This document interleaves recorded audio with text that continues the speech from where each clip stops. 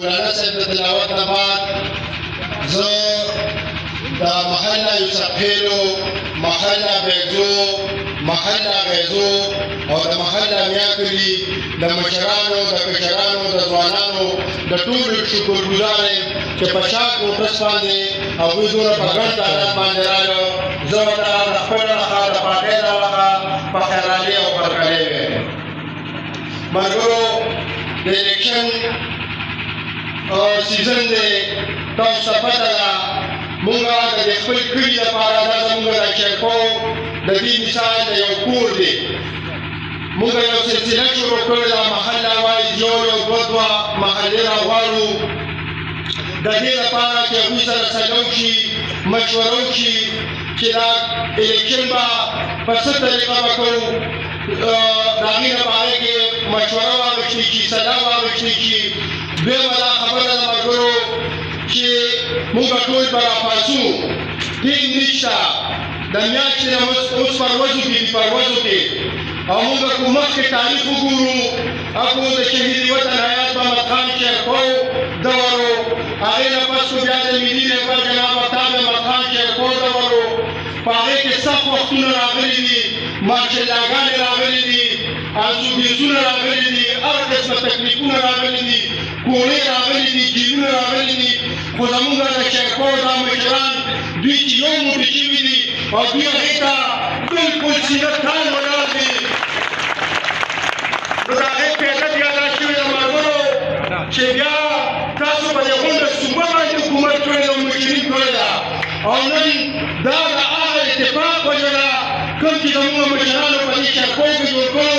خو ته کراچۍ ته لاړ شې وایې چې زه د شیرپو یم، نو تا به خلک پېژني او تا ته به خلک د عزت په نظر باندې ګوري.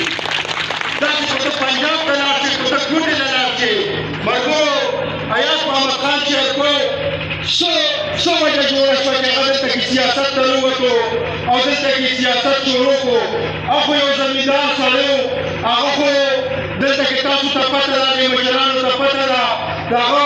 وروڼه څه په کوچ و، په خوښو باندې و، څه په واده کې کېږدې ګرځي و، څه داسې حالات جوړ کړه هغه ته چې هغه دلته سیاست ته ووتو. ملګرو هغه وایي چې دلته کې دې په دې علاقه کې دې د غریب سړي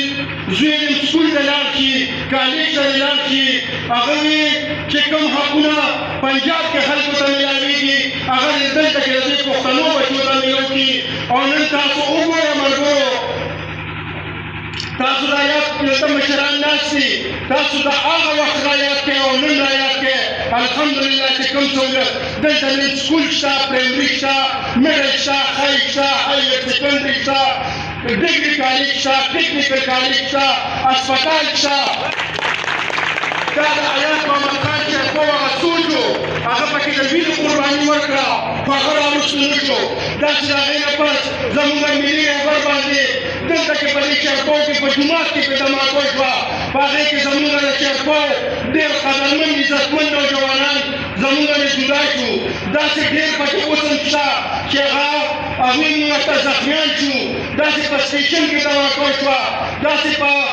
شبقدر کې دماکو شوه. ملګرو وجه څه وه؟ دا د پولې پټې دښمني خو نه وه، دا صرف د حیات محمد خان شیرپو هغه سوچ و چې غریب سړي بچې دی تعلیم یافته شي، د غریب سړي بچي ته دې روزګار میلاو کړي. ملګرو دې نوابانو وډېرګانو دا نه غوښته چې دلته کې دا ترقي راشي. او الحمدلله الحمدلله نورو پاټو والا به راځي، تاسو ته به وایي چې مونږ به ده وکړو، مونږ به ده وکړو، مونږ به ده وکړو. مونږ تاسو به ورته وایئ چې مونږ به تاسو وکړو چې زمونږ پاټۍ دا کړي دي، دا کړي دي، دا کړي دي. صرف ملګرو په دې یخنۍ کې او په دې نو کې چې د ګیټ دلته تاسو ته کیلې ور واچوئ، په ایمان ووایم چې دا د دې نه غټ سهولت او نعمت شته. یو دوه کوټه دلته کې دا مخالف خلکو حکومتونه وکړه، په دې وفاق کې یې وکړو، په دې مرکز کې یې وکړو، په صوبه کې یې وکړو. خو تاسو وکتل چې یو دوه هفتې په دې شیرپو کې شته، خو زموږ د دې شیرپو درد لري، غم لري او د دې فکر لري او سوچ لري. نو دا صرف او صرف ملي رهبر جناب افتاب احمد خان شیرپو، جناب سکندر خان شیرپو هغه دا سوچ لري او دا هغوی ثابته کړې ده. ملګرو عهد به کوو، الیکشن را روان دی، د شهید وطن حیات محمد خان شیرپو چې کومه ان شاء الله دا وعده ولا سره کوي چې هغه د ملي په جناب مختار مختار چې په کومه کې مخکې وګورو ان شاء الله او هغه د خپل مشرانو هغه زړه جذبه ان شاء الله دې ځل ورته او تاسو چې کله مو کوي تاسو له ټولې صوبې چې تاسو ورکړل دا ما سره مشران ما سره راځي ما ته دا خبره کړې ده ما ته چې ما تاریخ کتلې ما کتلې چې دا مخکې د کوم حالات وو مرګورو ټیم کم دي او کوم ډېر خبرې دي خو تاسو له ملي لپاره تر موږ حق کېږم نو اوس تاسو په دونه څه پاتې